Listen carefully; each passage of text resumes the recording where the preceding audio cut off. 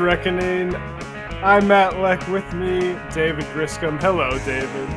Hey, brother. How you doing? I'm doing well. Tonight, why the Dems lose rural America.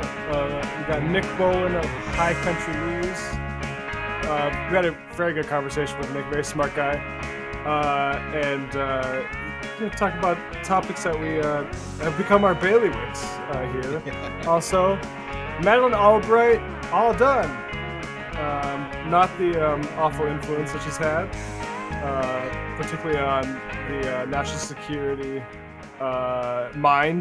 collective mind of the United States. I think Albrightian things are still going on, shall we say. But before that, David, we have some good news out of the Make Howard Schultz Sweat department. Yeah, Matt. This Starbucks unionization story, man, it really just continues to inspire. Every day, it feels like there's another set of shops announcing that they're going to be holding a big unionization vote. That they've been that not only are they announced that they'll be holding a union vote, that we've just been getting announcements from place to place across the country that they're showing up and winning. I think a couple of days ago, I don't know what the final tally is up of right now. So far, they're 6-1 in victory over defeat across the country, which is just unbelievable in any context, but especially in a company like Starbucks that is so known for being a very anti-union shop. And in Mesa, Arizona, I believe it was 25-3, despite an extremely odious anti-union campaign. We'll talk a little bit about Mr. Howard Schultz later. But that company really has set up protocols within itself, to prevent any kind of workers' democracy from forming on the shop floor there. The really big news that everybody's excited about right now is that in a unanimous vote in Seattle, where the company started, that one of their locations in Seattle will now be the first in Seattle to be a unionized shop. And we have this video here of them celebrating as they got the announcement.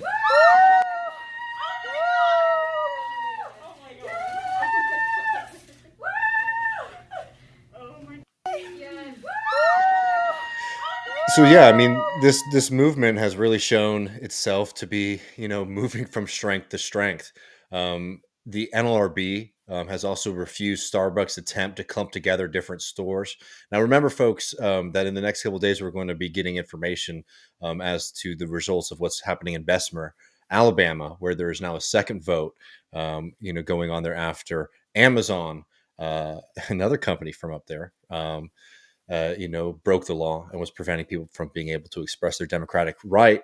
But if people remember in the Bessemer case, one of the strategy and tactics that Amazon uses is that they continue to try to expand the amount of people who would be voting in the election. And the reason they do that is not because they're trying to, bring more people to the democratic process. It's because they understand that that's a higher hurdle to reach. So the NLRB in Starbucks' case has refused the company's attempt to clump together different stores, right? And you can imagine how much of a disaster that would be if all the people in Arizona had to be coordinating statewide, right?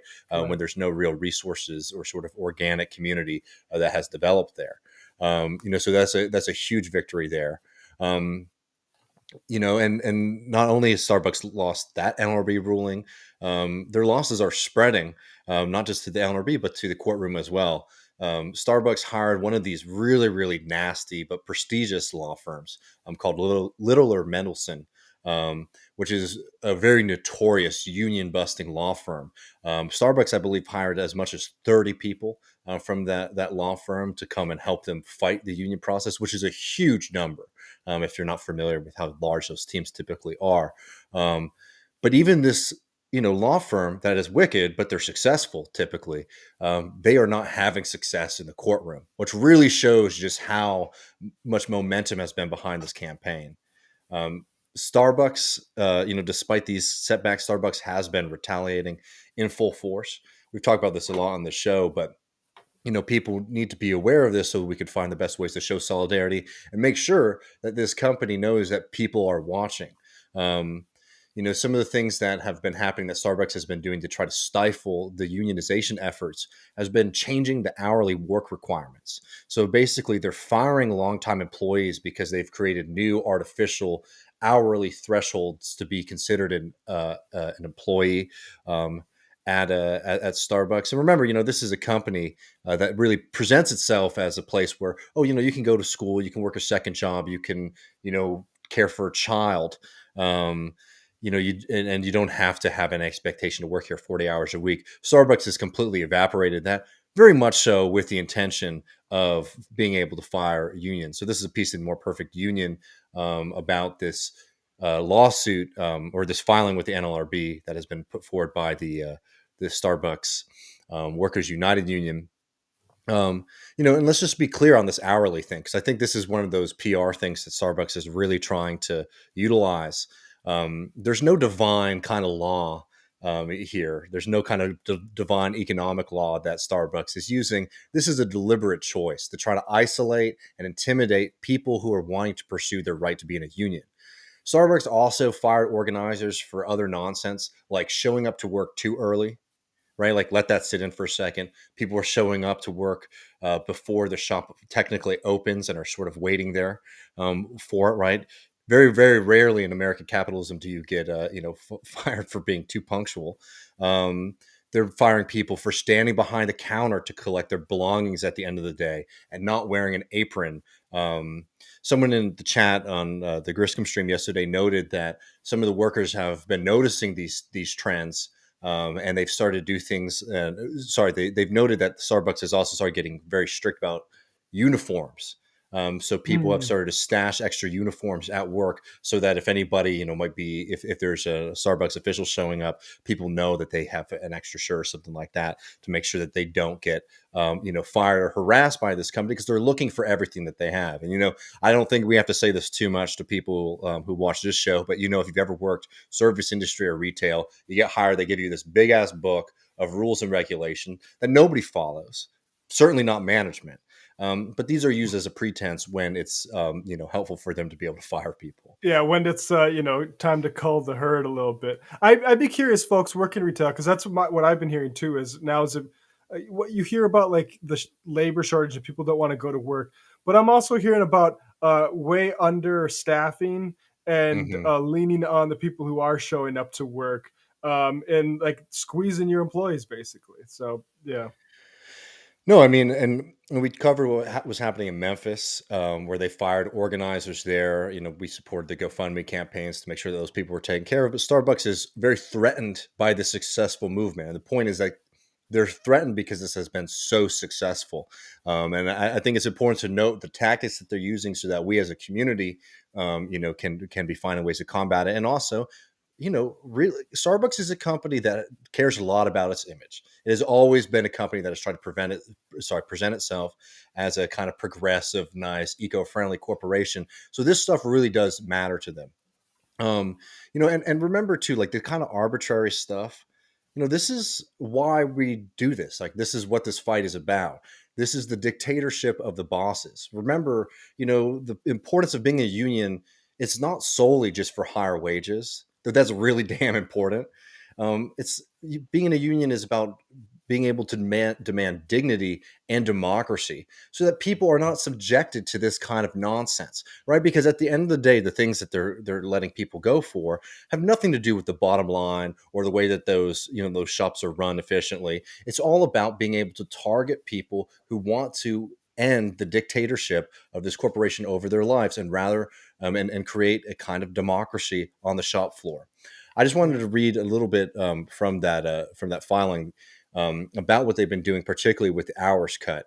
This is from the More Perfect Union. These hour cuts are in swift response to workplace organizing campaigns at Starbucks stores around the country, wrote the union, which has organized more than 130 stores across 27 states in its formal complaint.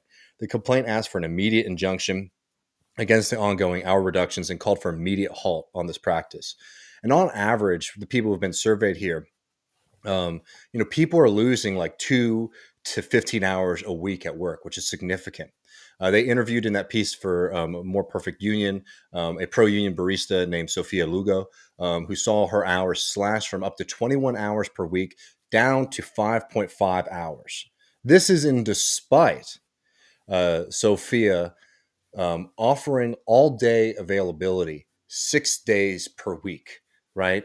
If anything shows you that this has nothing to do with just the kind of culling and management of the business cycle and everything to do with targeting people who they are, noting are in, partaking in pro-union activities, that's a clear as hell example for you. Yeah. And I mean, no, go ahead. Sorry, Matt. I just wanted to make one point about, the dictatorship of the bosses. And that is, it's one of the things we talked about with Peter Limbaugh in the early interview on the show is when you talk about enclosure by capitalists in the past, like 300, 400 years, it's not just land that they parceled off, but also your workplace. Like that was like the big innovation of the factories is you got people, instead of producing at home under conditions like more under their control, frankly, now you're back into the factory, and like maintaining that is hugely important, and supporting people fighting against that is also like central to all this. Absolutely. And people should check out, at this point there's more than likely a store in your area that is unionizing. So it's worthwhile to go and show your support to them if you know that there are actions. I know, for example, here in Austin, I think there's going to be a solidarity rally tomorrow afternoon, which will be Thursday, the 24th, with the location downtown that is unionizing. They're sweating. They're sweating big time about this. They're sweating so much, they've brought back the big boy. Former presidential candidate Howard Schultz in the Democratic Party, just to point that out for history. That's very important too. Who decided to save himself the embarrassment of receiving 0 votes, dropped out before any votes were cast, right. Has exited his retirement to come back to the Starbucks Corporation on a temporary basis. And for people who aren't particularly familiar with Howard Schultz, this is somebody who is extremely anti-union. Throughout their career, there's been multiple attempts at Starbucks to try to break unions. This has by far been the most successful and historic one. I think the tactics that he wants to use won't be successful here. Remember, this is somebody who does have a lot of political relationships with people. When Obama was president, there was, a big push to make it easier for people to join a union. And Howard Schultz was one of the lead lobbyists to Barack Obama, to try to kill it, which he was successful in doing. Do we have any of those clips of Howard Schultz kind of incredible oratory skills? Or should we just go to, I do have it. So this is this is the kind of shit that's not working. It's shocking, really. Like you think that billionaire denoting competence. Really, that's taken a hit in the social media age because this Monday morning or Means TV has this up here. Here's just when people in Germany and in Poland were sent to the concentration camps, they were thrown into rail cars, and sometimes the journey was 8 hours, 10 hours, 15 hours, no light, no water, no food. And when they arrived at the camps, the rail cars were slammed open, and you could hear that metal door just right against the cold weather. Men were separated from women, and women were separated from children. And 1 person for every 6 was given a blanket. 1 blanket for every 6 people. And the person who got the blanket had to decide what to do with this blanket that I have for myself. And not everyone, but most people shared their blanket with 5 other people. And the rabbi says to me, take your blanket and go share it with 5 other people. And so much of that story is threaded into what we have tried to do at Starbucks, is share our blanket.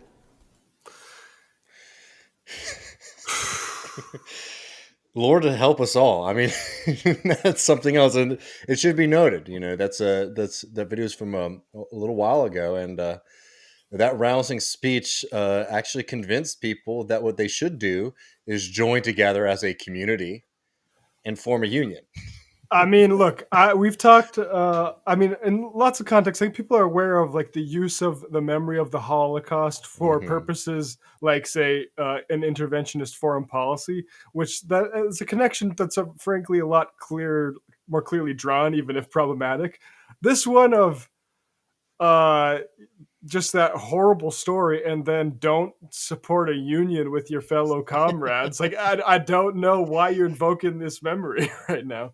I mean, honestly, like it could be to our advantage, though, to have Howard Schultz going across the country. Get him out there, exactly. Get him out.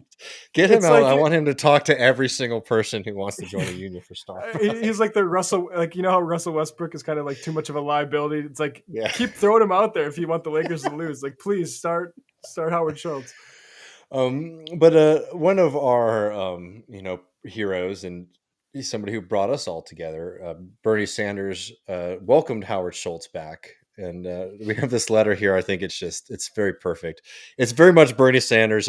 We missed the days when we were just getting these every day, but Bernie Sanders' response to Howard Schultz's return to Starbucks is pretty good.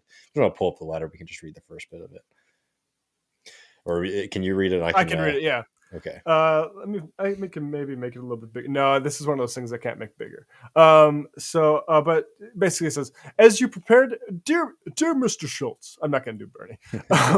As you prepare to head back, I do want to, though. It's really hard not to. Into your former role as Starbucks CEO, I'm writing you with a simple request. Please respect the Constitution of the United States and do not illegally hamper the efforts of your employees to unionize. Like all workers in America, Starbucks employees have the right to form a union and collectively bargain for decent wages and benefits, safe working conditions, and reliable schedules. As you know, since Starbucks workers in Buffalo voted to form a union at 2 coffee shops in December, the movement to unionize Starbucks is spreading like wildfire.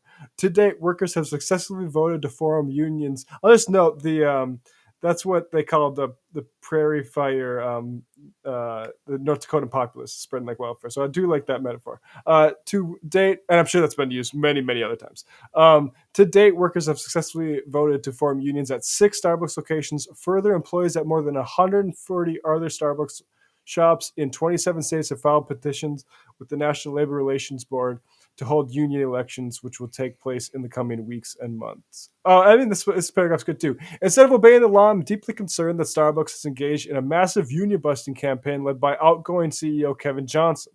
Workers have been fired for the crime of being pro-union. Pro-union employees have had their hours sharply reduced. Work schedules have been repeatedly changed. Executives at Starbucks have intimidated and coerced workers into attending captive anti-union meetings. Starbucks has temporarily closed some pro-union shops and threatened to close others, and has hired at least 30 lawyers from Littler Mendelson, a notorious anti-union law firm. Who are losing. I mean, we'll continue to cover the story as it unfolds, because it's probably been one of the most exciting and unique strategies for taking on a corporation like this. Starbucks is completely on the back foot, and it's very lucky for us that the big guns for that company is bringing back Howard Schultz. And I wanted to note, just a couple of things with this, is that one, this is we should make this very politically rewarding for the NLRB to stand publicly with the union, because that support has made a huge difference already. We have to, if we don't have those conditions, we have to organize through it. But it's something that's worth making it very, very politically beneficial. For reinforcing. It's worthwhile to reinforce that. We think this is a good thing for the NLRB to be doing this, and in fact, we think they should be doing a hell of a lot more.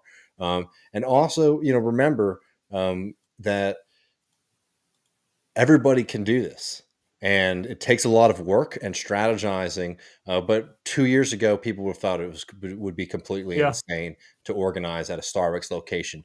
People are employed at too short of hours. People cycle in and out, all those kind of things.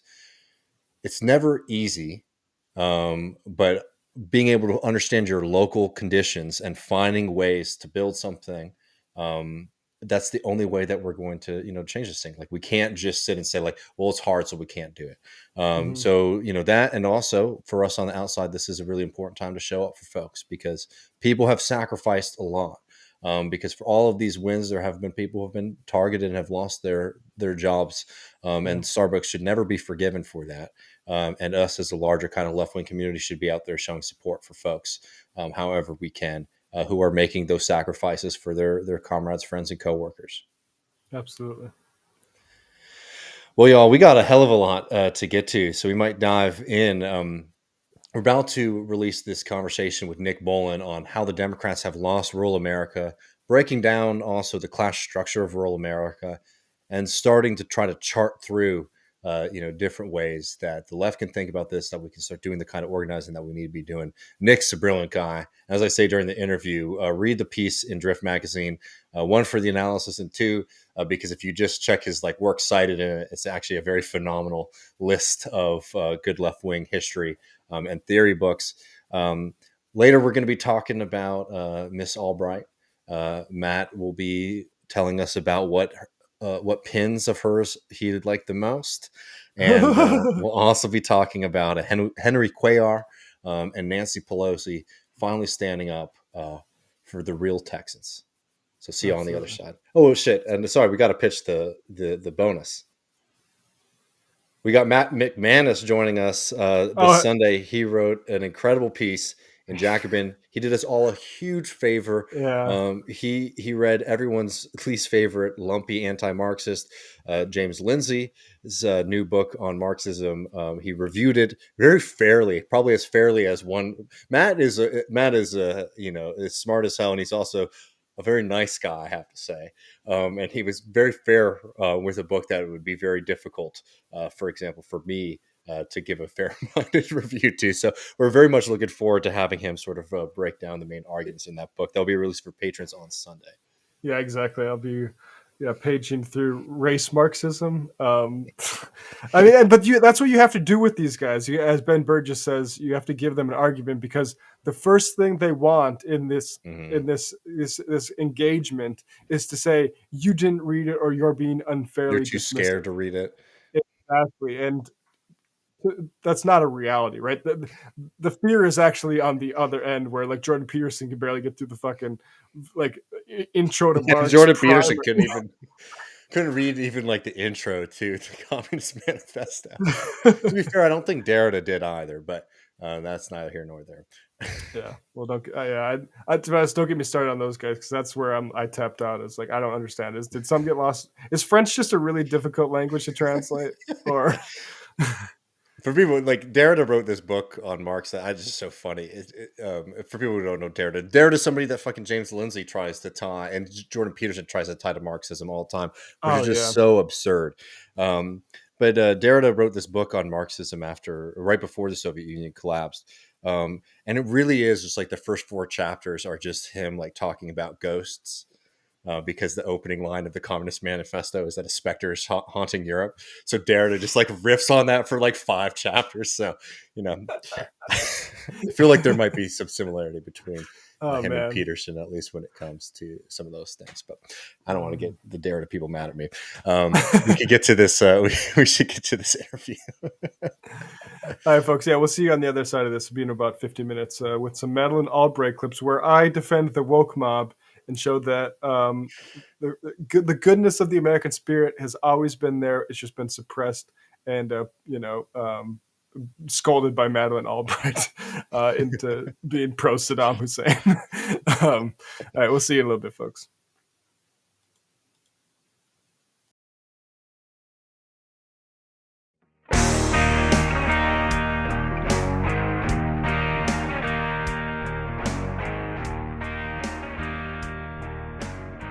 Welcome back, everybody, to Left Reckoning. Really excited to be doing this segment. We're joined today by Nick Bowlin. You can find them at Twitter at NPBowlin. He's a correspondent at High Country News. You can also find the work in The Nation, in Political Magazine, and this recent piece that just came out in a newer publication called The Drift Magazine, called, you can pull up too, Matt, Jokes on Them, the Democratic Party meets rural America. And he's going to help us break down some of the recent history of the Democratic Party and what a lot of particularly leftists and liberals are sort of missing about the puzzle as to what's happening in rural America. But before we get too further into it, thanks so much for joining us today, Nick. Hey, thanks for having me on. Well, I'm really excited to talk about this. I mean, here at Left Reckoning, we really try to make an effort to cover stuff that's happening around the rest of the country, because so much of left media very much is like hyper focused on like New York, LA, Chicago. And I think, a lot of leftists in particular sort of have a hard time imagining and understanding what is really happening in rural America, the political and social issues there. But before we get into all of that, I really was hoping that you could start us off by painting a picture as to just how bad it is right now for Democrats in rural America.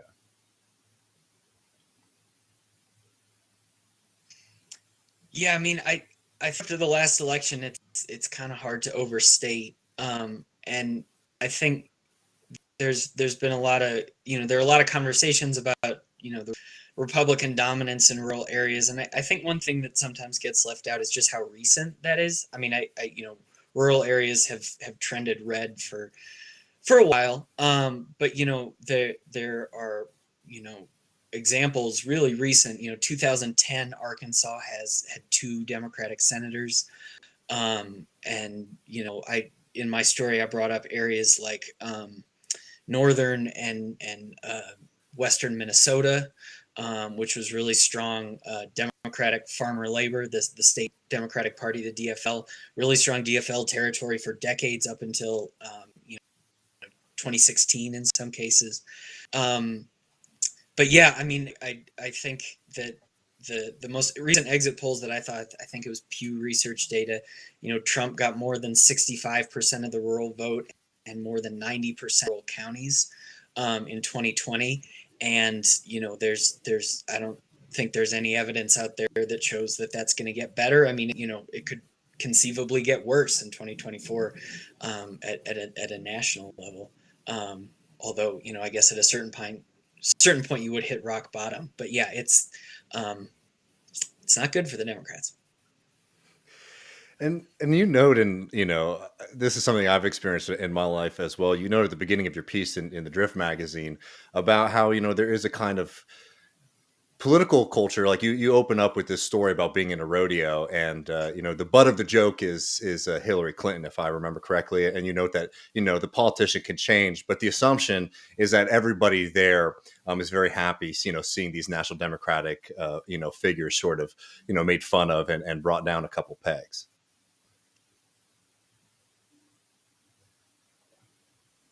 Yeah, I mean, it's I thought that anecdote was interesting for a number of reasons. In some part because the joke, and I won't kind of go into it, but it does involve a kind of like lying politician, and this was several years into the Trump administration that it was just the county rodeo where I live in Colorado, and we kind of endless hours of CNN fact checks of Trump and everyone else, and how well his kind of uncountable number of lies over the years had been documented to death, and it sort of didn't matter, like the audience for the joke, like the assumption that it was going to be a Democrat. And I've a friend locally here who said they used to tell the same joke about Bill Clinton, and you can find evidence that Obama was slotted in at some point. Like that's just there's this, and I think that's a good jump off for this discussion, is just that the dominant political culture is conservative. Now, I mean, I think my story tries to complicate that, but just like, on the surface at, public events of that sort, a county fair and a rodeo, that sort of thing, despite Trump's track record for mendacity and kind of lying just kind of every time he opens his mouth, like he wasn't going to be the butt of the joke. Mm-hmm. That history, just to jump in real quick, like is interesting because my parents aren't from, or my mother's side of the family is from eastern North Dakota, so very close to that Minnesota DFL stuff. More North Dakota, the nonpartisan league was active there. But it was the first time in my life was after the Bush administration when I heard part of the farming side of my family talking politics with the city, like sort of wage earner side of my family, and one of them literally said, like, I don't know how you can vote for a Republican. And that was a very strange thing to hear from like rural North Dakotans. Or, like it didn't seem strange to me, but like growing everything that we're going to talk about as far as like the sense of what rural folks think about politics, it flies in the face of that sort of connection. And it does. I mean, the DFL and the nonpartisan league, they do seem so far removed from their whole the like progressive era like origins. Could we talk a little bit about the class structure of rural America, and maybe we could start at the 1862 Homestead Act, if you think that might be a good place to start. Yeah. So, no, in the story, I bring up the Homestead Act just because, you know, as you say, like there is this kind of internal class structure to rural areas, and you know, no, like rural is a vague term. There are a million different rural areas in the U.S., right. But you know, that there is this sense that like the story of rural areas, especially when it comes to the resources, you know, and land being primarily what I was focusing on, and agricultural land especially, has been one of consolidation for more than 100 years.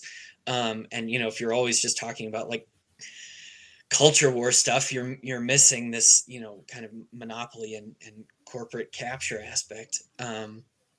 And so, yeah, I mean, the Homestead Act was implemented by President Lincoln to try to get non-slaveholding landowners to settle the West.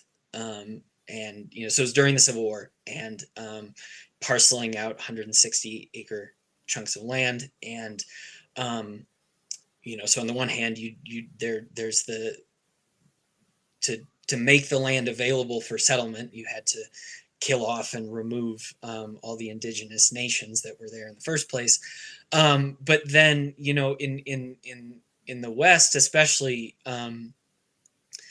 one of the results of the homestead, just because of poor enforcement and, you know, fraud of various kinds, is that, you know, big cattle barons and landholders were able to acquire just, you know, huge private holdings. And, you know, from then on, I mean, you can kind of trace, you know, going through, you know, some various farm crises in the late 19th, early 20th century, onto the Dust Bowl, onto the result of the New Deal. You know, all of these big federal policies, you know, often resulted in consolidation of various kinds. You know, going up to the New Deal era, one of the things that the Roosevelt administration did was implement production controls, to stabilize prices, and with the result being, along with some of the other things they did, of driving small farmers and tenant farmers off the land, and allowing like big agricultural empires. One of the most famous ones is Tyson. You know, that are still around to form because of the federal ag policy at the time. And this kind of gets at something that I want us to talk about in the story, which is that, you know, when you talk about income inequality, it does have a kind of like, you know, transnational, you know, big city, you know, Wall Street connotate. You kind of think of big urban centers of capital movement. But, you know, there's this really interesting research about income inequality in rural areas, which is that as population declines, which is, I mean, other than, you know, a few counties here and there, I mean, that's overwhelmingly been the story of rural counties over the past 40 years, is economic stagnation and population loss. As populations decline, income inequality is increased. And that's actually the inverse of how the accepted story on how income inequality works in cities. So the accepted as cities is as a population grows, income inequality increases. Like the economy booms and it diversifies and businesses form and people come in and some people move ahead of others. But in rural areas, the story is more like that the economy has, economies have stagnated. Jobs have been lost. Job creation in rural areas just plummeted since the 70s. And so this is bad for basically everyone except like a select few who, own the land or own, some of the few surviving businesses or have an oil company or a construction firm or, a franchised restaurant or something, whatever's kind of remaining, timber company, depending on what part of the country you're in. So that there's this kind of small, not billionaires, kind of like mid-level of capitalists in rural economies who have benefited, while kind of the vast majority of people in rural areas have not been able to get ahead financially and economically. And this has coincided with and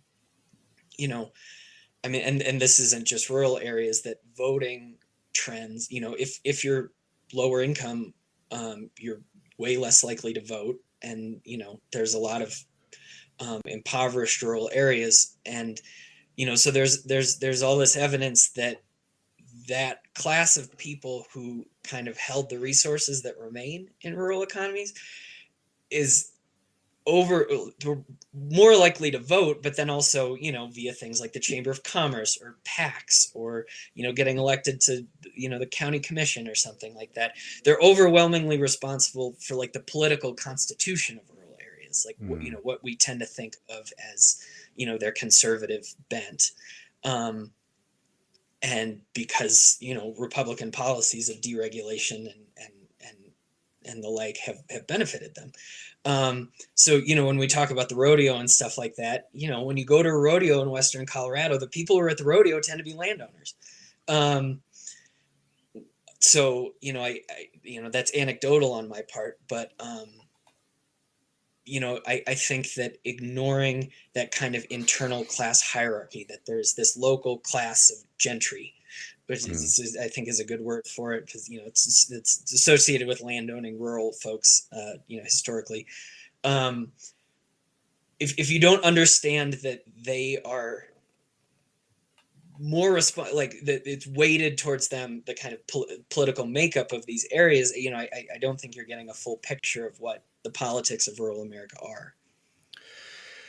Yeah, and I mean, I think your piece does a good job of highlighting that, and I think it's really important for people to understand that, just like any society, like it's frustrating sometimes when you talk to certain folks who they have a kind of idyllic picture of like what rural life is like, and you do a lot of things. Is like one, both like being able to talk about this general history of like the class structure, but also noting that these also are incredibly diverse regions in the country.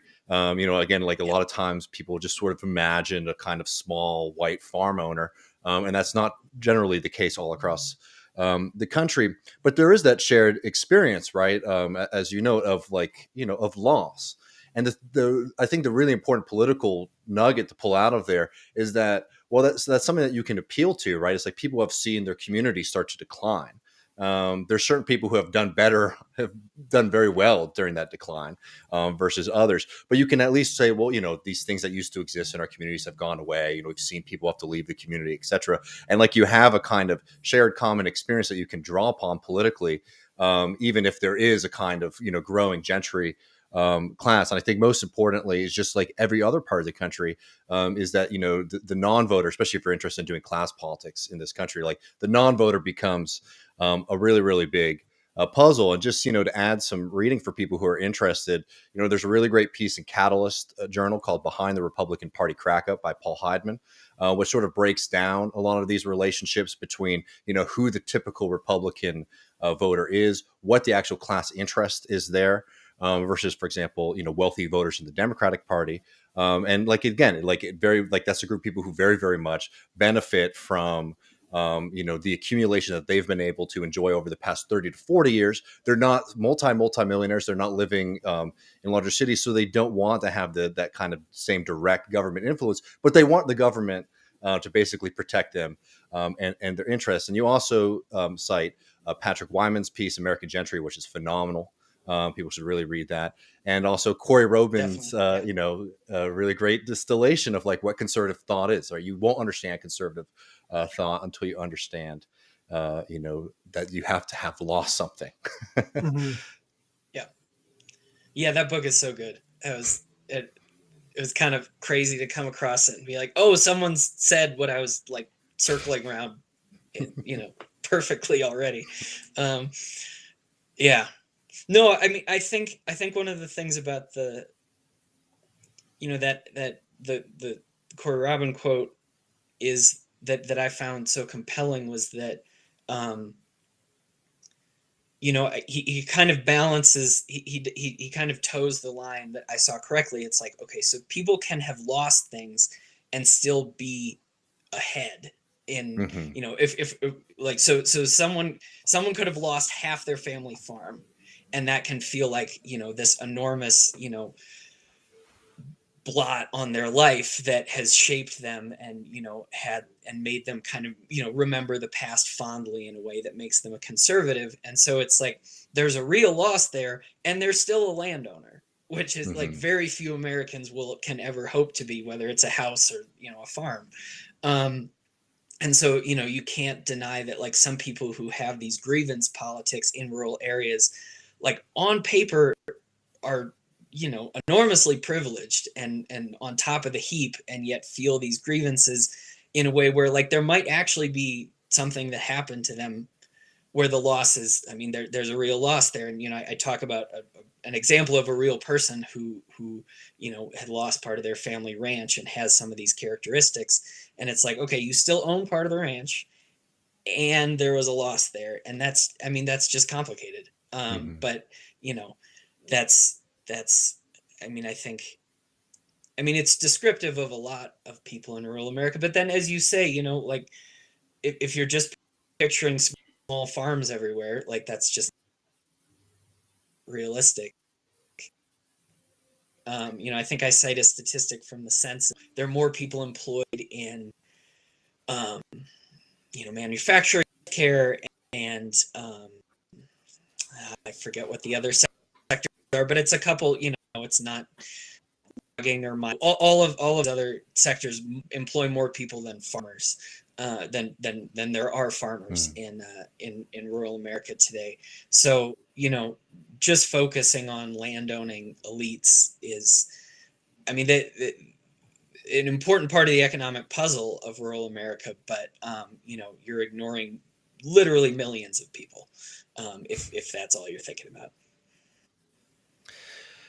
Well, yeah, like the landowning is often, it's actually owned by a bank, or they're being pressured, right? So that's why I don't like Bill talking Gates. about like, right, and or Bill Gates, yeah, exactly. And it's like the way like economic anxiety is sort of like thrown out as like something just to like, okay, we can stop at analysis there. It's like, well, no, like these folks might be privileged in the sense that they have land in their family, but also like we should still analyze like the capitalist forces that are ultimately going to dispossess them of that and sell it to Bill Gates. Yeah. No, and and in some ways that's the story, is that, like, there's, a lot of like quote unquote family farms that are, tens of thousands of acres, that have accumulated over the 20th century. Those are now being chunked up and lost to, TIA Cref and, Hancock and some of these big financial institutions that have been buying up farmland like crazy over the past couple of years. And then Bill Gates, the single largest owner of farmland in the US right now. I believe he achieved that title in 2020.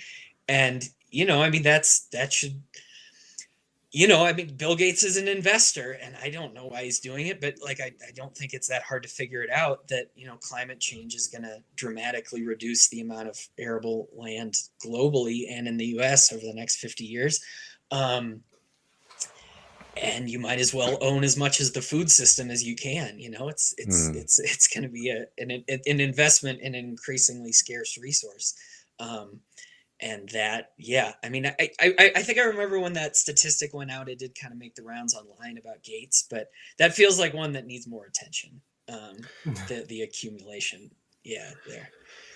And the thing with Gates too, it's interesting. Whenever he's sort of asked about it, he sort of shyly just says like, "Well, my investment team has suggested that we do this." Right? It's very like calculated. It's like, "Oh, we're just looking at the numbers," which for some people that might seem like, "Oh, well, there's nothing necessarily sinister there. He's just making a business decision." But even if that's just it, that should worry you in the sense that like if one of the wealthiest people in this country is being told like you need to buy up as much land as possible right now, you should be worried about what they're thinking the next few years look like. Well, and this was before even the Russia thing with like global wheat production suddenly, and yeah, I mean the more that like those global ag markets are unstable, the better that investment looks for Gates, I'm assuming. So yeah, which is a little bit of a worried incentive when it comes to something as important as like wheat to the world and food. Yeah. Well, I wanted to sort of bring this.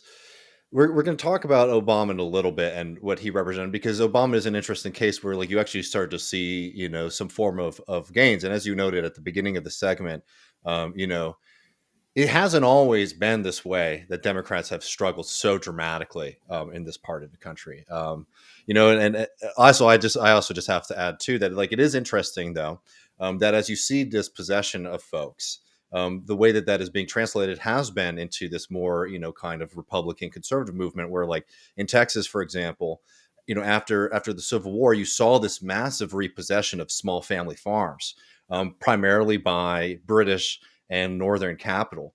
And the response from most of the farmers there was to create the populist movement to cut down barbed wire fences and like this real kind of populist, agrarian movement. So then there's the puzzle here, right? While we see all the statistics about how difficult life is getting there, we are seeing this move toward more, free market politics, culture war politics, et cetera.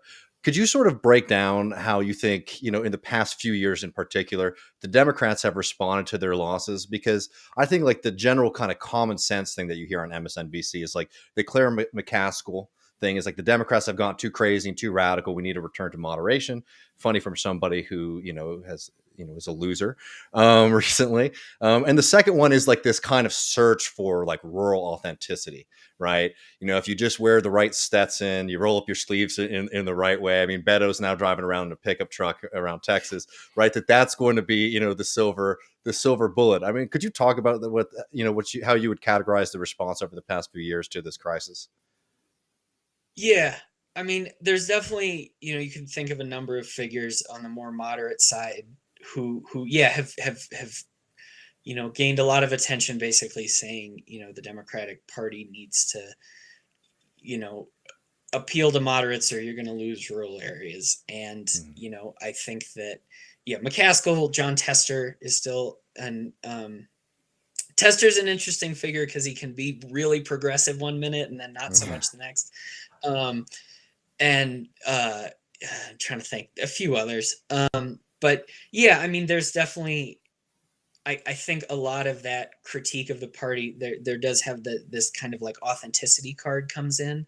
Like, you got to know how to talk to rural people, and you got to know, like, you got to look the right way, you got to speak the right way, you got to dress the right way. And, there is this kind of like proliferation of like, cowboy hat, candidates.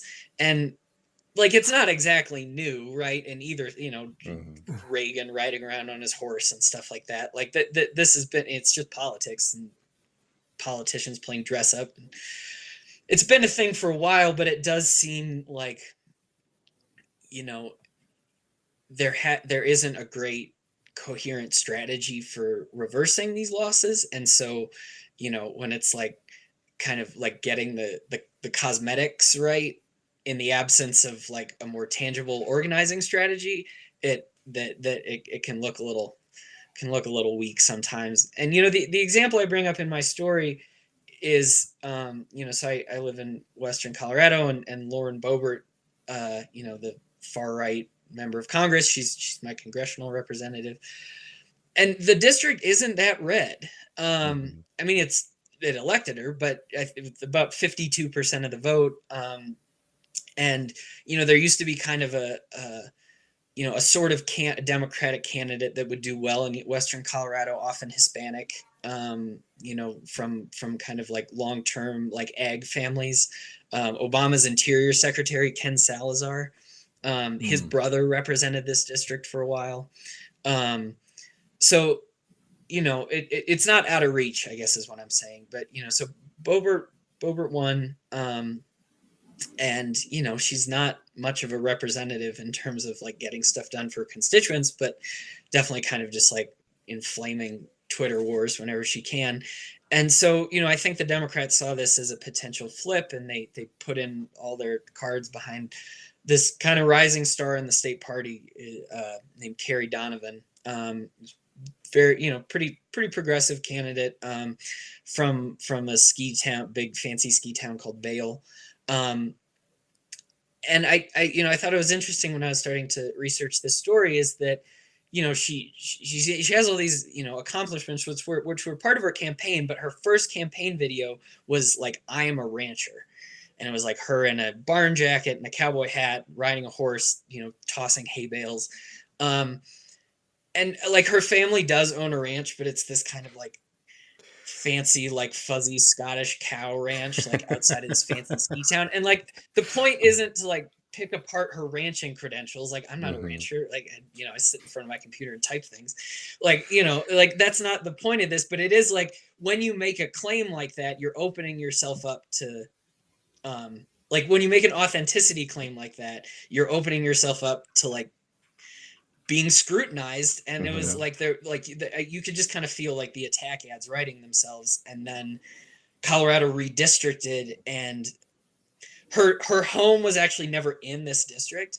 It was this ranch that she owned was like right on the border, and it just moved like barely, but it wrote it out. So then she didn't have a claim to the district anymore.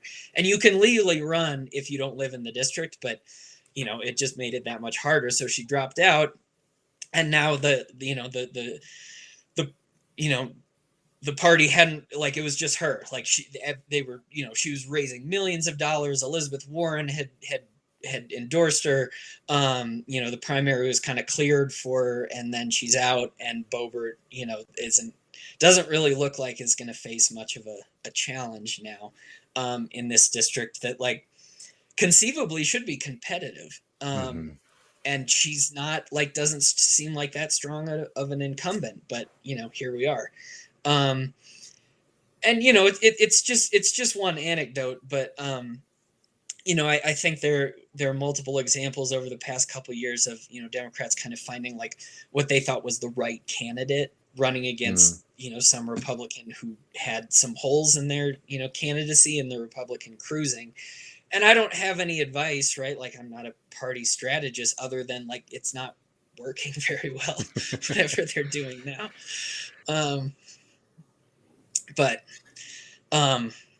Yeah, did you want to circle back to the Obama thing?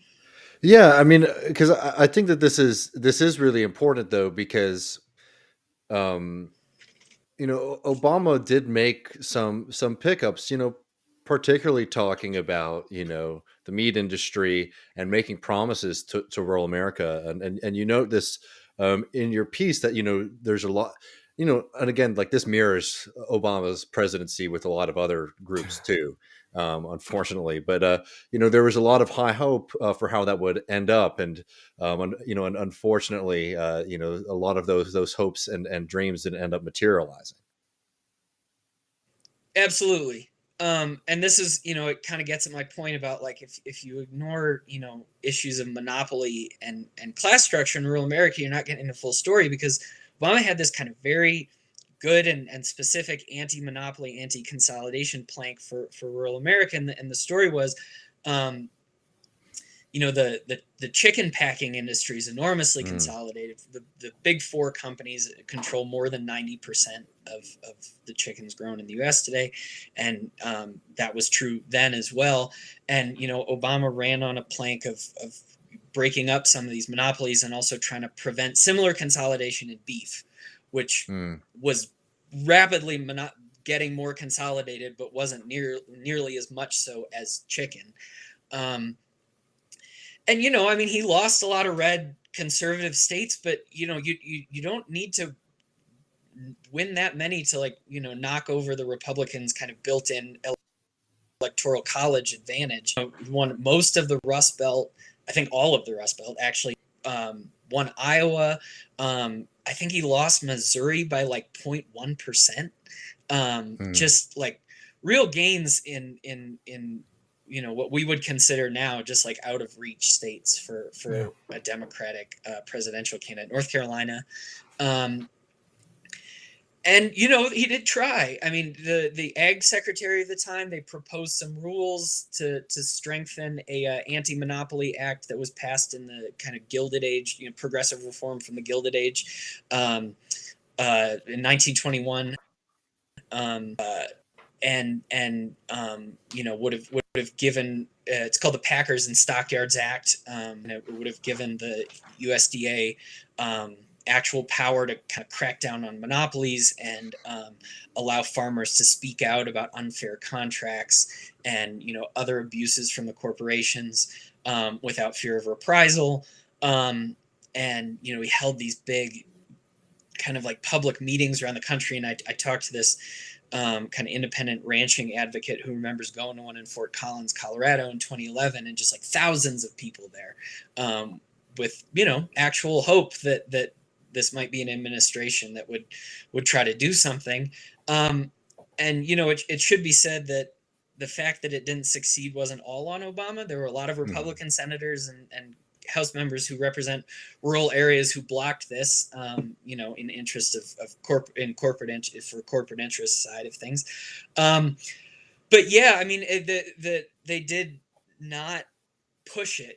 Once it was clear that this was going to be a fight, they were engaged in a lot of fights, and this was one that they just kind of let slide after about 2011. And then today, now there's a big four with a kind of equal level of consolidation in meatpacking that is being sued for coordinating to suppress prices on beef, unfair market manipulation starting in 2014. So, you can kind of do the timeline. Like, Obama administration tried for most of his first term and they gave up the fight, and they didn't really return with the same intensity in the second term. And then the meat packers start coordinating to keep prices down once, it's clear that the USDA isn't going to do anything. And I think they're the big four now, above 85%, approaching 90% of the beef industry in the US. So again, I mean, these sorts of economic trends have real tolls on people's lives and livelihoods and rural economies, and ignoring what monopoly does to rural economies is, when it's so obvious like that, really does seem a little bit like political malpractice. And not that there aren't Democrats talking about it, but they should be owning the issue. Yeah, exactly. And 2008 wasn't that long ago, and that there's evidence that this really helped Obama to campaign in these areas, to really emphasize this stuff. So yeah, I mean, that's an example from not that long ago where talking about these economic trends had some benefits. And I mean, I just want to add to this too. It's like, this is, because people oftentimes will ask me, to talk about like, what can the left do like in the South, right? And I will talk your ear about all the issues that are affecting folks. But what I constantly try to remind people, particularly people who are in DSA and these kind of left organizations that are trying to build a new kind of politics, is that you also have to like show up. The last time I was in Colorado, I was in Southern Colorado, I picked up a little book, self-printed cowboy poetry thing. And there's this long poem about the politician. And it's basically says like, he comes in, he says all the right things. He talks about, monopolies and meat pricing and all this kind of stuff. And then we get elected. We never hear from him again. Right. And that's obviously anecdotal, stuff. But like, that is a real feeling that a lot of people, it's not just a rural thing. It's not just a Southern thing. That's a feeling that a lot of people have. But again, if you're analyzing these things, you have to understand like there's two sides. It's like having the correct policy when you're speaking to people to get their vote, and then also building up a a level of trust and belief that you can, get things done when you come into play. And that is, I think, one of the things that's so frustrating about the Obama example is that, that it takes a lot of effort afterwards then to sort of rebuild people's trust, not just in your willingness, but like your capacity to be able to do these things if they show up and vote for you. Yeah. And I think, one of the things about the Democratic Party, as I see it, is that like they don't see politics as much more than electoral. Mm-hmm. And I think that's a pretty barren view of politics. And when it's organizing and it's union membership and it's being involved in civic organizations in the place you live, and that all of that stuff is still out there in rural Americas that just look red on paper, but it's like, forget about the political map for a second. There's interesting politics and opportunities for solidarity everywhere.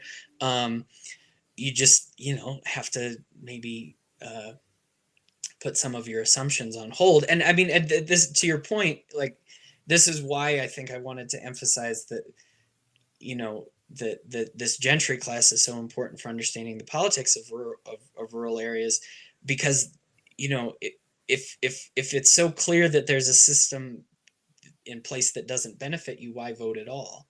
Mm-hmm. That doesn't make the electoral map any less challenging, but it also means that, like, contrary to some stereotypes, that rural areas aren't just full of like completely MAGA obsessed, Trumpies who are voting against their own economic self-interest for, the Republican Party. A lot of the people whose class interests you might want to appeal to feel that neither party is representing them, and it's hard to blame them. Yeah, and I just want to just make one more historical point about this. I reread Robin D.G. Kelly's Hammer and Hoe about Alabama communists, and I also reread this history, insurgent democracy of the farmers in North Dakota on the Nonpartisan League. And we need to remember that radical politics was violently suppressed in an extreme way earlier this century, like to the point where people being tarred and feathered and lynched, obviously, like we talk about Vincent Bevins, also to name drop one more book, the Jakarta Method, and talking about like how that like communism was suppressed worldwide with force. The same thing happens here, and so it takes a little bit for like what survived was a more sort of like independent third way type of progressivism, which delivered for folks. But like I just think that's a good thing to bear in mind, is the violent suppression of the far left. Yeah, and I mean, talking about one of the examples we touched on earlier with the New Deal, where some like really inspiring organizing led by socialists and communists in the South with black sharecroppers and poor white farmers, that gets pretty much stomped out of the progressive coalition in the New Deal because they're too radical, and those are the ones who lose their land, and then Tyson's chicken empire is what replaces it. And I think that there are I don't think for you were talking about DSA folks and some of the leftist energy, like you don't want to paint too rosy a picture. Like there are a lot of conservative people in rural areas. That's just the reality. And so you can't just expect to show up and talk about just do the class thing and everyone will be like, oh, you're right. But I think that the opportunity for opportunities for organizing and creating common ground around shared interests, it is there. It's just probably not the easiest work. Well, no, I mean, I so agree with that. And I do think that organizing around that is important, but that's the word too, is it's organizing, right? It's you can't just start parachuting into communities with the perfectly cultivated message. And you saw some success with that with Bernie. This was sort of the Bernie thesis, right? And you saw, especially in 2016, that that he did have success because he was talking about real things. I mean, a lot of my friends who did door knocking in Iowa, they say like, right to repair, huge. People understood that and they showed up for Totally. that. That's Yeah. the slam dunk issue. It's ridiculous, by the way, that we're even having that conversation. But some other more recent examples that in your piece, and we've covered a lot on the show, is that this past year has been a really exciting and feeling like a moment that has felt like there's been a lot more like labor militancy and labor willingness to go on strikes. We talk about Warrior Met, which is an incredible heroic story at this point. These are guys from Alabama who made the decision when the mine was struggling that they would accept lower pay for a short period of time to make sure that the thing doesn't fall apart.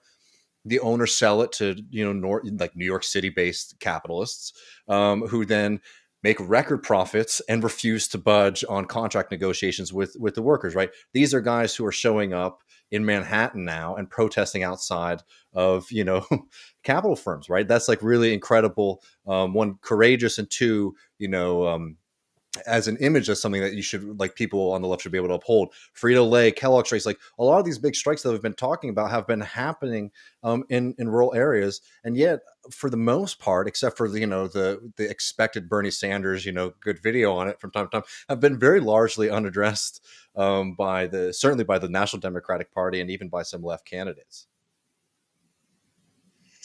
No, I mean, absolutely. I think it's, talking about just kind of the political opportunities in these areas, like, I mean, this just emerged organically, like the John Deere strikes in Iowa and Illinois and Kansas and, kind of small towns or mid-sized cities surrounded by rural areas. And the amount of labor militancy and energy there was, both inspiring and also, I sort of not unprecedented, but hadn't seen anything like this in many years. And yeah, I mean, I don't really have much to say that hasn't been said before about the Democratic Party's response, but there wasn't much of one in terms of either trying to help or pass the PRO Act, make some of this collective bargaining, give the workers some teeth. It just seemed like it wasn't part of the party's national strategy, and we can pick out examples here and there of Democrats who really who did try to show support, but yet at a party infrastructure level, it seemed like the result was kind of nothing. And that just seems, if on paper you want to be the party of unions and workers, it just seems like a lost opportunity. And whether it's kind of a proof of their true priorities or just like really bad tactics, I don't know which one it is, but it didn't look great either way. And and then all those people are still there, like those unions are still in place, and waiting for the right political movement to latch onto. And I mean, like, our friends in at the Valley Labor Report in Alabama have been, I think, doing their part to, tweet up a storm and to draw attention to, like we were talking earlier about, like, rural authenticity, and maybe here you could call it like Southern authenticity, right? This whole, like, we stand up for the little guy, and then it's like, where's Kay Ivey, right? The governor of Alabama, when their people, like, their natural resources are being plundered and their people are being left behind. Where's the GOP there, right? Like, it is frustrating at this, like, this is, I think, politically is a huge opportunity for people who want to see, those areas go a different way politically, to really show that, the people who are getting elected to represent folks are hypocrites, right? Because where are they when you are standing up for your family's income and to feed your family? These people are far away. Hell, these people are probably down the road when you're outside protesting at BlackRock at a fundraising dinner. This should be like very fertile ground, and it is frustrating to see the lack of interest in the Democratic Party. And I'll tell you, people should really read, like Mike Davis did some really great post, like analysis after the 2020 election, and what we are seeing. It was so good. Yeah. Yeah. I mean, and by the way, I just have to say, people should 100% read Nick's piece, not only for the great analysis of rural America, but it's also just a great reading list throughout. But what you are seeing from the Democratic Party, particularly under Biden, what Biden's 2020 election showed is that there is a willingness on the national party to sort of to walk away from most of those communities. They are turning to wealthy suburbs. Like the districts they're trying to flip are not rural working class districts. They're trying to flip and hold on to wealthy suburbs outside Dallas, outside of Atlanta, right? They're not that interested in this. Yeah. And I think that's, again, is a shame, one, because I think it's a bad strategy.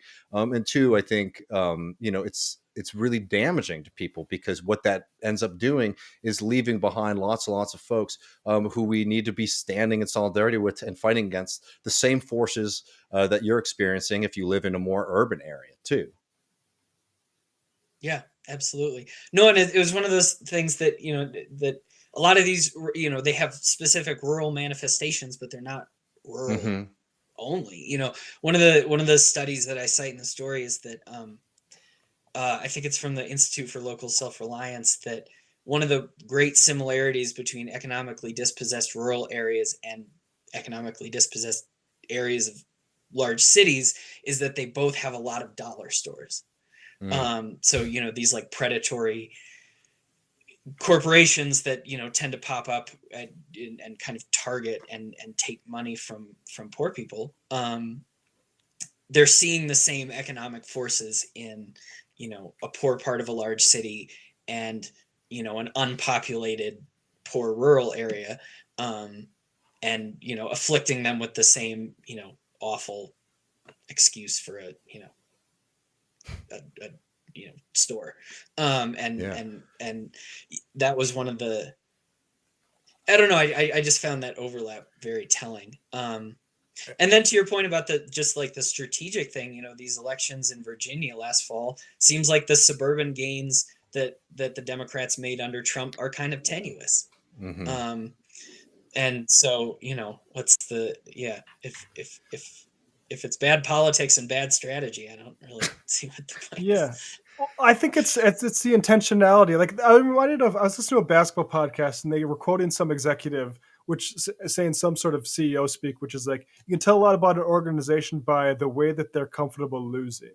And the Democrats, like they're comfortable losing with this way because, frankly, like leads to you're still delivering for the electorate you want to keep turning out. Whereas, like if you started wanting to appeal to these poor rural areas, the solutions aren't like this magic stuff, like be racist. It's like take care of their health care, right? Like it's things like that they don't want to do. They've decided that they're turning their back on that sort of stuff because frankly, they'd much rather appeal to somebody who's more interested in getting like a local tax deduction and that sort of shit. I just wanted to read on top of this because I think you made a strong point in your piece, and I wanted to read it here. Again, the piece is in Drift magazine, jokes on them. Some leftists treat rural Americans as possessed by an enchanting ideology, sure to fall into line once the spell is broken, talking about the kind of conservative culture war stuff. Untying this knot requires an understanding of what's happened to rural America and why the caricatures that both parties rely on float far from the truth, failing to acknowledge its political complexity and demographic diversity, right? And the point here is that like there's not just like one kind of silver bullet that can happen, for example, in just one election cycle. But two, that like people need to think about this problem in a much, much different way than just thinking about like how we can create like the perfect kind of political Frankenstein, candidate who is like the most authentic, the most real, owns the right kind of ranch, drives the right kind of pickup truck, a Toyota Tacoma, whatever, and start recognizing that just like every other part of the country, there is political complexity. And the hope, if you're, have a share of my kind of politics, which is, like democratic socialist politics, that we have a lot of potential by organizing around class and economic issues to build trust and solidarity across the board so that we can tear down, these kind of, really, really weak connections that some of these communities have to like their elected officials, right? Because Boebert is no more authentic than the person who she ran against. George Bush, for God's sakes, is no more authentic than anyone else. He was way less authentic than Ann Richards, I must say. But like the point is that like the groups of people who are winning right now. And the authenticity thing is funny, but like the most important thing is like how are they delivering for people? And the fact is that they're not really delivering for working people, and to understand that just like anywhere else, that takes like real serious work and like untying of lots of history and movements and class culture, etc. Instead of just thinking that we're just going to wake people up, because I think that is a really not only wrong but a really condescending way to understand, for example, why people don't vote. Right? It's not that they're stupid; it's that they've seen throughout their lives that when politics comes into their community, that usually means that things are going to be getting worse. And like we have to be building something that people make the choice, to want to support, instead of just thinking we're just going to like, take off the veil and then, things are going to change overnight. Yeah, definitely. And I think that kind of like finding the perfect candidate aspect, when I was talking about just the, diversity of many kinds, when like just, the most recent census in 2020 found that 25% of rural residents are non-white. And it's, that's enormous proportion, and also growing fast. I think the last census was around like 15 or 14%, or maybe it was a little higher, but it was like an almost 10%, it was a jump of 10% since 2010. And like, if that's not part of your political calculation for winning in rural areas, then yeah, again, you're just not, you're resting on caricatures rather than the reality on the ground. Yeah. Well, Nick Bowlin, this was a hell of a lot of fun. I hope it was illuminating to all the listeners out there. People can find Nick's work in High Country. You can also find it in The Nation. Read this piece in Drift Magazine. And we'll put links and stuff below in the show notes for people to find you on Twitter. We would love to do it again sometime soon. Let's do it. It was a lot of fun.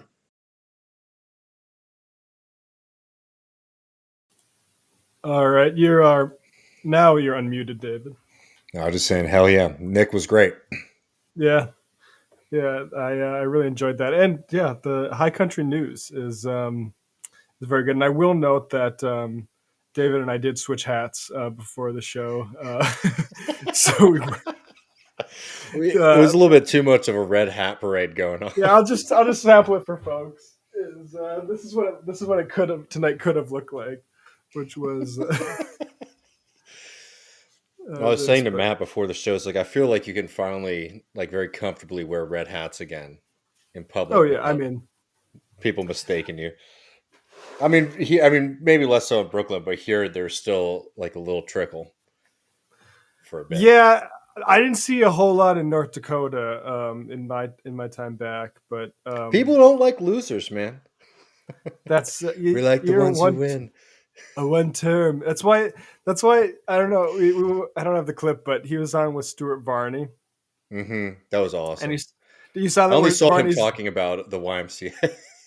Oh no! So at the end of the show, Varney's like, so you keep talking about this. You were stolen. The 2020 election was stolen thing. Do you think you can still be talking about that, or do you think it's better for you and for the party if you start talking about the future? And Trump's like, I think it's great for me that I keep talking about how the election was stolen, because like he needs that for him, because losers, we don't like losers, and he's a one-term president, that's tough. Pretty embarrassing, yeah. Like that, you have to run again. I think he does want to be president. Actually, this time, I think last time he was like, if it happens, it happens. Otherwise, I'll just ride this wave of publicity for the rest of my life. But Trump can. Trump really likes to draw our conversation. I can't help but talk about Trump. He's always on your mind. Yeah. Well, on that same level of talking about authenticity, I did want to highlight a race that's happening here in Texas, which is going to a runoff between Jessica Cisneros and Henry Cuellar, who is one of the most odious conservative Democrats in the party. And we want to talk about this update with Nancy Pelosi here, but I put it towards the bottom of the chat, Matt. There's a video from Jessica that I think we should play because I think it's worth front loading this with just reminding people about the historic choice that people in that district have between, not just a bad Democrat, frankly, a reactionary one, and somebody who is not just a kind of typical Democratic Party member, but somebody who actually represents a much more progressive future for Texas and for the country. But let's just play this ad. This is about Medicare for all. And I just think it really highlights why Jessica is somebody you should be supporting. Right. When my tia Marta had cancer but no insurance, we did what many families do. We sold steak plates to pay for her care. But Henry Cuellar holds $1,000 a plate fundraisers, taking from the drug and insurance companies charging high prices or even denying us care. They support him, I support Medicare for all. That's the difference. I'm Jessica Cisneros, and I approve this message because no one should lose a loved one when they can't afford life-saving care. And I wanted to start with this because I think the choice is very clear. One for voters, and two for anybody in the Democratic Party who might want that party to have a real future as to who they should be supporting. Jessica, in addition to supporting Medicare for all, is somebody who supports the Green New Deal, right? Not just kind of vague environmental policies, federal policy to take control of these systems and run them democratically. Somebody who supports the PRO Act, is not timid about supporting workers. Is somebody who supports universal education, universal pre-K, tuition-free public college and trade school, and also eliminating student debt, right? And she's up against somebody who time and time again votes with the Republican Party, is fiercely anti-abortion, and equally devastating is extremely pro-oil. And I I wanted to talk about it just because I think it flows well with what we were talking with Nick Bowlin about authenticity, because one of the takes that we get from folks is that Henry sort of represents more than Jessica, his constituents. And I'm going to tell you right now, that district, is in South Texas, goes all the way up to San Antonio. I'm all for internationalism, right? I'm all for building solidarity and relationships across the globe. But I'm going to tell you something right now that something that Henry Cuellar has that most people in that part of the country don't, is very strong relationships with the Azerbaijan government. I hope I don't have to remind people, that just led a brutal war, where they were celebrating underneath the skulls of, killed Armenians. And Henry's house was recently raided by the FBI. Very likely, we're still waiting for the final reports, but the tip-off in the media has been for his relationship with the government of Azerbaijan. Should we let me just lay this stuff out first, then we can go to what the political soothsayer Nancy Pelosi has to say about this race. Yeah. But students in Texas A&M International University in Laredo have been able to go to Azerbaijan to study energy, business, and policy over the past few years. And this has been led because of Henry Cuellar's relationship with Azerbaijan. Now, if it was just that, that's fine, right? It's nice to give some people some culture, see different parts of the world. No, but this is somebody who has used their role in Congress to constantly lobby for the government of Azerbaijan.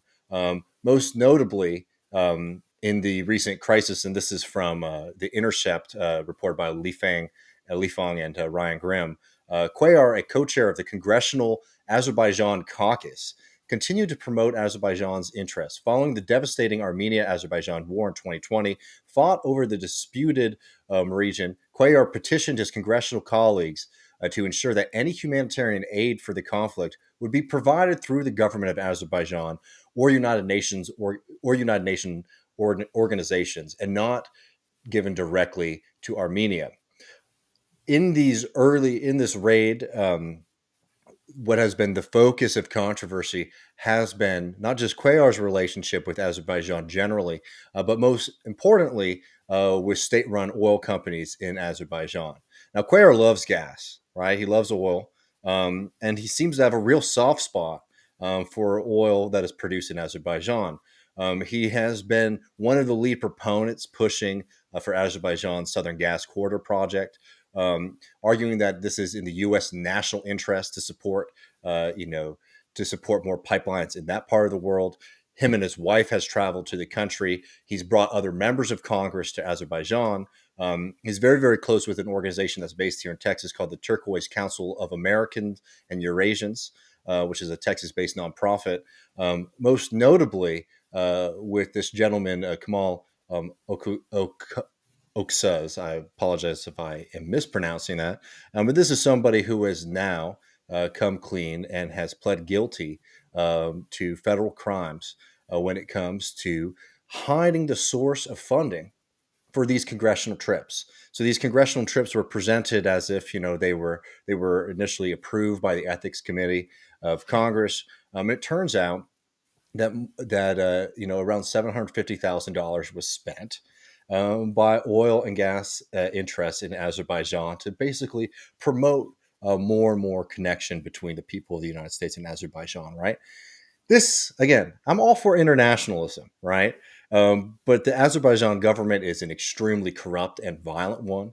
It is one that is very, very far from what you could call democracy.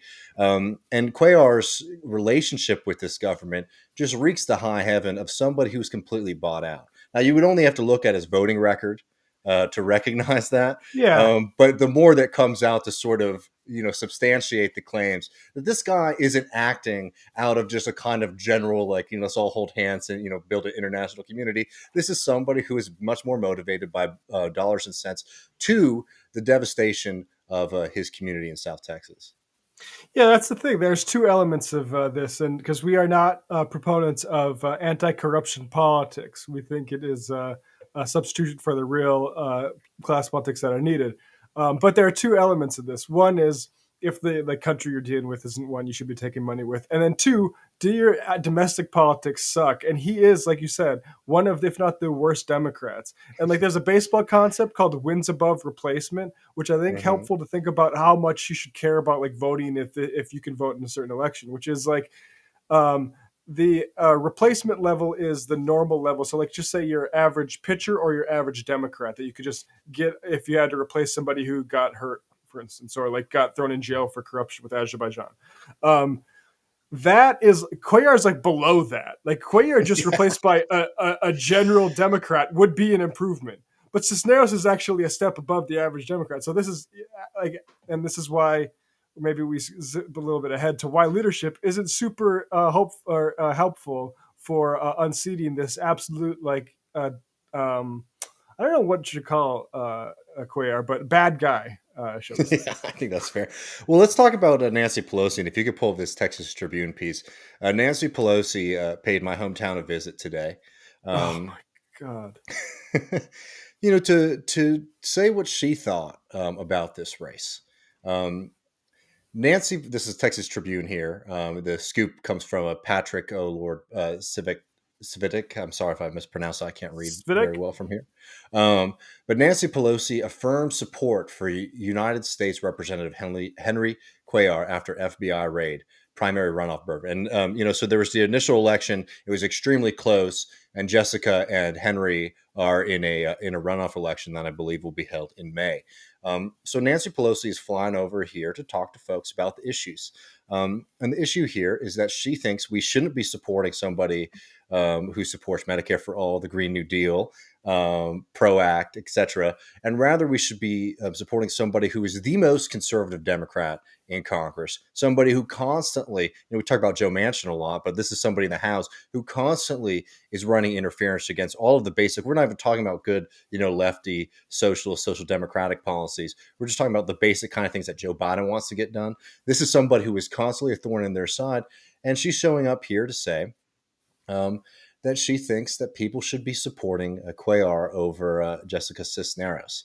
Just if you needed any more examples, and I don't think people do anymore, of just how out of step this party is with its base, and also with the future, look no further than the way that Nancy Pelosi is weighing her, is putting her thumb on the scale of this really, really crucial election. And I think like what really pisses me off about all of this is like, look, we have to win, and it's not always a slam dunk that when we put somebody in an election who holds their policies, they're going to win every time, right? It's going to, it takes time, it takes work, it takes real organizing. But what really does piss me off is when you have these kind of pundits who jump in and say things like, well, Henry really understands the people of South Texas in a way that Jessica doesn't. When Jessica certainly is representing people in that region, people who struggle with access to healthcare, people who want Medicare for all, people who struggle with unfair wages and the hyper exploitation that happens in that part of the country, and is advocating for higher rates of unionization and for the United States government to finally stand up for working people by supporting the PRO Act, right? And instead of supporting her fully, the Democratic Party is out here saying that some guy who very, very clearly has pretty significant financial relationships with a government like Azerbaijan is more representative of people from South Texas. I'm sorry. I hate to be like this, but like, I can't tell you something that is the most as far away as possible from the everyday life of the vast majority of people of South Texas than the approval or disapproval of the government of Azerbaijan. It's just an absolutely ridiculous claim. It boggles the mind sometimes to see how willing that party is to go to bat for people as wicked as Henry Cuellar. Yeah, it's a real problem, and as we wonder like why Biden didn't accomplish anything, it's because she's willing to go stick her neck out like this, and I just think it's useful just to drive home to folks that these people are obstacles, and yeah. No, they're huge obstacles, and I also want to say we have this other clip. Yes, if you could. The funny thing about them, though, is like Nancy Pelosi in particular. They always come with these prepackaged excuses, and Nancy Pelosi's line here is that one. She says she's not aware of the investigation against Henry Cuellar, right? It's amazing. Pretty much anybody who's been paying any attention to politics in Texas knows about this. So, frankly, that's a lie. The second thing is that she then says like, well, I support incumbents, left or right. This is just a matter of principle for her. But it's funny how those principles seem to shift whenever it's politically expedient for her, because here's Nancy Pelosi. And I think this is also, kind of generally, not the most well-reasoned assessment, but this is Nancy Pelosi saying what her general rule is for supporting candidates. I believe this is from 2020. Yep. It's muted, Matt. So we're going to fight them to overturn the Affordable Care Act, and that's just, so we're going to fight them in the Congress, in the country, and in the court of law to preserve all that means, the lives saved, the progress made, and then working together to take the best that any of us has to offer to go down that path. But as no reflection on who I would support for President of the United States, I'll just say, just generally, I usually always cast my vote for a woman. I just do. I have that opportunity. Except, of course, if that person is supporting Medicare for all or the Green New Deal. At this point, rightfully so, people are disgusted by the state government of Texas for its brutal assault on women and on trans people. Those are serious issues that truly matter, right? And the Democratic Party loves, to sort of whip up their base around those, as they should. When it comes time to do something about it, they get really, really squeamish. Cuellar is somebody who's anti-abortion, right? And if you take this issue seriously, if you take, as you should, the assault on the right to have an abortion, right, which is also something that a lot of the a word that the National Democratic Party is very afraid of saying, abortion. There should be no question in this race who you support, right? So all of these other things too that oftentimes get sort of lobbied against the left, which are BS. That we don't care about these issues. Who are the people who are actively undermining candidates who are running unabashedly in support of women's rights over their own body, the right to have an abortion, right? It's the National Democratic Party. In that clip, too, that we just played, Pelosi was complaining about all the attempts to undermine Obamacare. Well, that is a key position of Henry Cuellar, right? Somebody who time and time again has stood with Republicans against these kind of healthcare policies, right? It is just a bold-faced lie to sit here and say that the National Democratic Party takes those issues seriously when in this race, this is in their house, right? This is in their house. This is a Democratic primary. They are unwilling to stand up for these issues that they claim to hold so dearly. Yeah, and look, like I think I just want to address the folks who are going to say, like, technically there's no contradiction because she says she supports incumbents, and that's a primary, so she's supporting the women in that. But the point is, it doesn't cut it. That does not cut it. That excuse, at a certain point, you need to, and especially when it comes from a Nancy Pelosi who spends a lot of time disciplining the left of the party, like Ilhan Omar, for instance, implying that she's anti-Semitic. And there's been no action at all from the Democratic Party leadership on getting these folks in line, or the mansions in line, or the cinemas in line, because they like the function that those folks are playing, frankly, and they don't want to do anything about that politically. Look, maybe the leader of the party can't come out and support party challenges or whatever, and maybe that's like, but that's BS too. Exactly. They're so willing to do that with everybody else.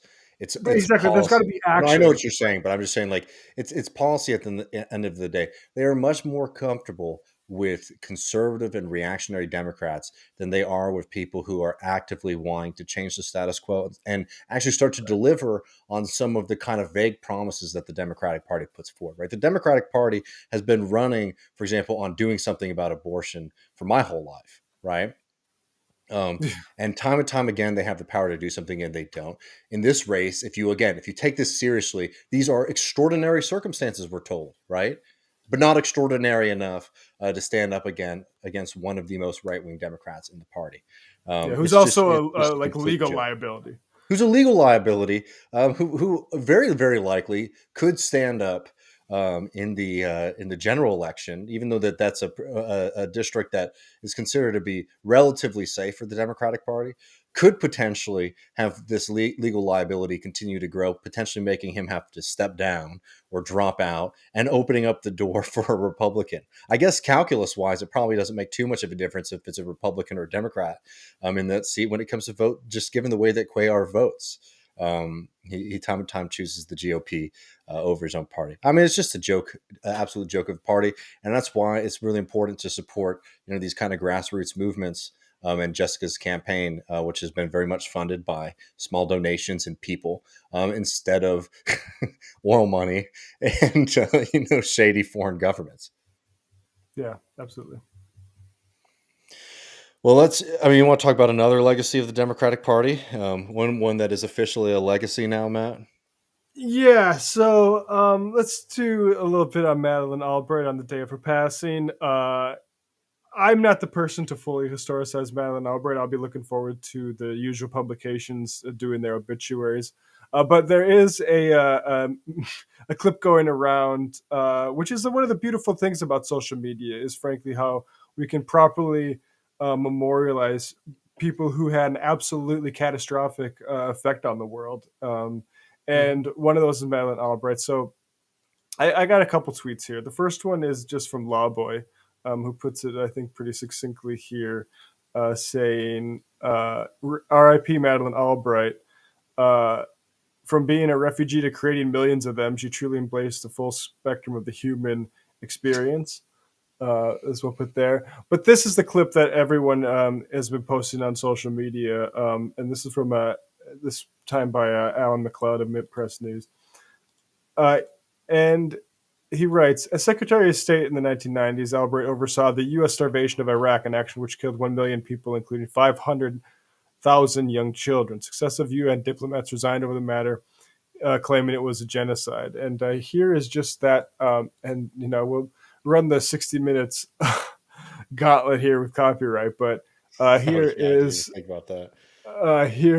this, because I think this one is that we need to play. Here is Madeleine Albright. We have heard that 500,000 children have died. I mean, that's more children than died in Hiroshima. And you know, is the price worth it? I think this is a very hard choice, but we think the price is worth it. Yeah. You know, and the truth that the statistics of the people who died because of the U.S. Sanctions regime against Iraq, there is despicable enough on its own.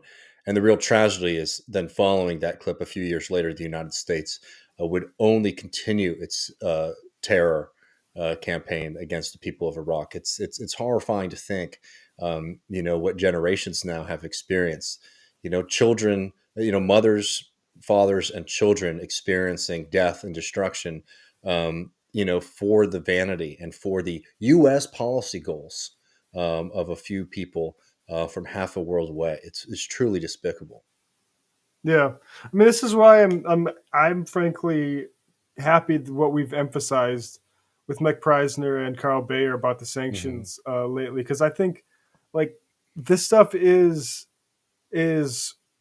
war, and it's murderous, and we have a murderous foreign policy on the mass level, and it is horrifying to see certain members ensconced in the sort of like blob or media that saying like, yo, go Madeleine Albright, I was glad I saw you rise to such power. That is poison, man. Yeah, that's ghoulish stuff. and boy, I mean, let's.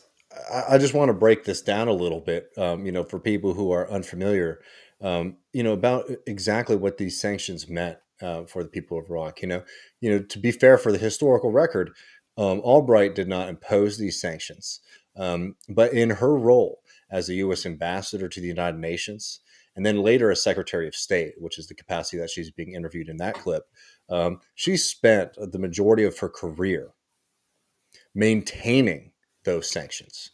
And people should understand that the reason that you have to oppose sanctions is, despite how targeted they say that they always have a chilling effect on people. So so the United States government, along with the United Kingdom government, worked to impose sanctions on Iraq, and they had veto power over any other kind of aid that went into the country. Now, do not forget that just a few years earlier, the United States Air Force had bombed water treatment facilities across the country in Iraq, which meant that their capacity for being able to provide safe drinking water for people was severely inhibited. So the United States government and the United Kingdom government used their position in the United Nations to effectively veto any kind of humanitarian aid that went to Iraq, under the pretense that aid could potentially, if whenever they were vetoing things, they were saying that we're doing this to prevent any potential that this goes into the hands of the U.S. military. And this is the spin. I'm sorry, the Iraqi military. This is the spin that they use, right? And what are the kinds of things that they were vetoing from entering the country? Anti-cancer drugs, basic medicines, vaccines for children, stethoscopes, x-ray machines, all kinds of medical equipment, equipment to clean up, depleted uranium, uranium that was disposed in battle, chlorine for water purification. Even at one point, sanitary napkins and pencils were banned because of this process, right? So this meant that people who might need chlorine, basically to clean drinking water, were denied that because the U.S. would say, like, oh, well, maybe the Iraqi military could have this in a first aid kit for their soldiers, right? I mean, it's unbelievably cynical to take them at their word. And at this point, tragically, you don't have to, because you can look and see the devastation that happened within that country. Now, let's be fair to Madeleine here. In 2003, when she was very interested in correcting the record and, cementing her legacy, she put out a memoir. And she noted that 1996 interview where she said those despicable things. And she said that her only regret there is that she wished that she had framed it differently and highlighted Saddam Hussein's role in the crisis, right? Think about that for a second. That this person who was responsible for maintaining the most odious regime of denying people access to medicine and food and necessary supplies was saying her only regret about saying that it was worth it, the death of 500,000 children. Sometimes when you talk about numbers that big, it can be hard to really recognize. I mean, think about that for a second. 500,000 human beings, right? That's just the children. We're not even including the adults, as we should. I always find it, we should be able to show humanity to all people, right? A million it's people. Not like, after you're 16, it's like okay for the United States government to starve you to death. But her only regret there is that she wished that she had framed it different. That's the way that these kind of people think. That's psychopath talk. Yeah, it's a complete lack of humanity. We have another clip too that I think is worthwhile. This clip I love because what it says is, I think, one of the themes that we want to continue playing here, which is that there is an innate goodness in people, no matter where they're from, even if they're in America, for instance, underlying, just ready to be, always being suppressed, let's say. And this is a clip from Ohio State University in 1998. And somebody pointed out this guy's name. It's something John. He's a public defender in Pennsylvania, I think Philly area now. But he asked this really great series of questions to Madeleine Albright about this, and in also selling weapons and why the age-old things of U.S. foreign policy. And listen to the crowd here. And I think it really it's why the right is so focused on disciplining the left on campus and not giving, for instance, like Charles Murray enough of leeway to talk about race science. But here's this section here. What do you have to say about dictators of countries like Indonesia, who we sell weapons to, yet they are slaughtering people in East Timor? What do you have to say about Israel, who is slaughtering Palestinians, who impose martial law? What do you have to say about that? Those are our allies. Why do we sell weapons to these countries? Why do we support them? Why do we bomb Iraq when it commits similar problems? Love it.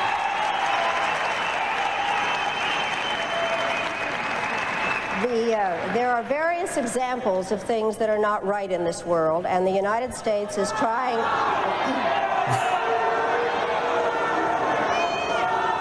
I really am surprised that people feel that it is necessary to defend the rights of Saddam Hussein, when what we ought to be thinking about is how to make sure that he does not use weapons of mass destruction. I'd like to... Who are shouting, just a moment. I'm not defending him in the least. What I am saying is that there needs to be consistent application of U.S. foreign policy. We cannot support people who are committing the same violations because they are political allies. That is not acceptable. We cannot violate UN resolutions when it is convenient to us. You're not answering my question, Madam Albright.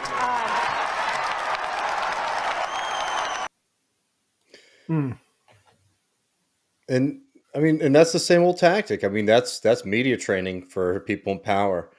You ask legitimate questions of government officials, and they accuse you of supporting the enemy. I mean, that's an old playbook, boy. It's unbelievable, and I mean, I love how it's interesting. Like nowadays, where you see this all the time in social media and stuff, and you sort of. I'm very impressed by that guy's in the moment response to not put up with that shit and understand that gambit for what it is. Talk about, I mean, lots of things happen that are bad in the world. we're talking about some of them that we're responsible for. And no, I mean, I highly suggest for people over the next few days when you're reading these glowing pieces about the different kind of pins that Albright was wearing. Obviously, everyone's been very excited about the Putin ones. Know what she wore when she was negotiating with Yasser Arafat in Palestine. She wore a B. To maybe make a kind of illusion about what she thought about dealing with this person that was a buzzing, kind of annoying thing, right? I wonder what kind of pin she was wearing when she was meeting with the Saudi royal family, right? I mean, just remind people when we get these kind of puff pieces about this person that no. Let's not get excited about the baubles. Let's talk about the record. And the record stands very, very clear that this person was very willing to play a very significant role in American atrocities abroad. I gotta say, I didn't know about this pin things. Like it's reminding me of That's been Office. this because you're too much with the good anti-war lefties, Matt. The normal people out there are all focusing on first woman Secretary of State and how she used fashion to make political statements. Oh, I hadn't noticed the fashion. I must say, I did notice how much her rhetoric, like, was so obvious, like how this fucking country invaded Iraq, talking that shit like that. Like, oh, you support Saddam. The thing we should be prioritizing is how to stop him from doing this super evil thing. Like the weapons of mass destruction shit. Like, goddamn. And there's a lot of people who think that if Bush didn't steal the 2000 election, which he did, Republicans did, that we wouldn't have got into like a lot of the problems that Bush got us into. And like, I'm not sure. Like Tony Judd, the writer, thinks that Bush invaded Iraq because that's what like somebody does who gets into power that way. But I gotta say, like, you listen to Madeleine Albright talk, and these people are absolute fucking vampires, and there should be no apology. Look, you should be careful about what you say about an invasion by, like, say, Russia. But no one should apologize for being hesitant to join these fucking chorus of ghouls in any support of any kind of action, like, or like getting the posture that they want you to get in because it's supposedly responsible or something like that. Like, these people need to be treated with complete distrust, and hope we can build upon that. And we don't need to be listening to their foreign policy advice. And luckily now we don't have to listen anymore from her. Kissinger, I mean, outlist another one. Cheers to that. Next. Yeah. Yes. Well, on that note, we got a hell of a lot coming for you on the post game. Join us over there at patreon.com/leftreckoning. We'll be taking your Discord questions, also your voicemails. Love to hear voicemails from y'all, particularly if you're a patron, because patrons are the best and smartest folks. And Matt's got some stuff about the Sturgis Rally, I believe, and a few more stories for y'all on the other side. We're going to be talking about how the Sturgis Rally sort of weird thing, happened where a profit-seeking enterprise given control over something like the Sturgis Rally doesn't solve all the problems and maybe exacerbates some and leads to a problem with democracy. So we'll be talking about the Sturgis Rally by a great article by a Dakota historian, Catherine McNichol Stock. So yeah, look forward to that on the post game, folks. We'll see you there in about 20 minutes or so. All right, see y'all soon.